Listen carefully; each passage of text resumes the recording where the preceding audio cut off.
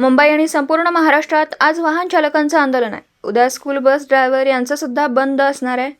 याचे कारण असे आहे की केंद्र सरकारने जो कायदा केला आहे तो वाहन चालकांना मान्य नाही. हिट अँड रनमध्ये 10 वर्ष कारावास आणि 7 लाख दंड हा वाहन चालकांना मान्य नाही. वाहन चालकांचे असे म्हणणे आहे की आमच्या पगारापेक्षा जास्त कठोर शिक्षा आहे की आम्हाला मान्य नाही. मुलांना शाळेत जाण्याचा प्रश्न या बंदमुळे होऊ शकतो. संवादाच्या माध्यमातून प्रश्न सुटू शकतात.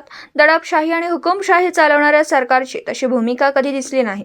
शेतकरी आणि व्यापारी कायदे तसेच 140 खासदार यांना निलंबित करून 4 कायदे तयार केले. सर्वसामान्यांवर परिणाम करणाऱ्या गोष्टी चर्चेशिवायच मंजूर केल्या जात आहेत.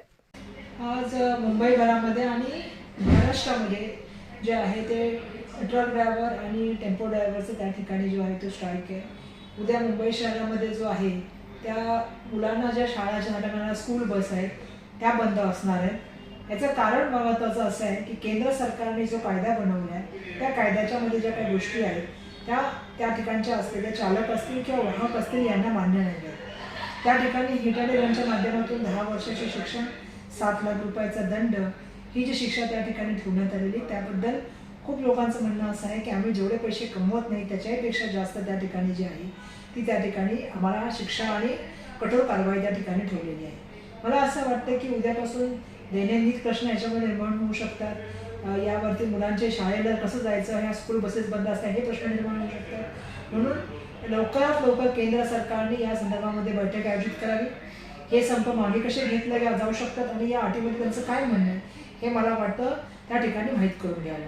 संवादाच्या माध्यमातून खूप सारे प्रश्न सुटू शकतात, परंतु दडपशाह असणाऱ्या, हुकुमशाह असणाऱ्या या सरकारची ही भूमिका कधीच दिसण्यात आलेली नाही.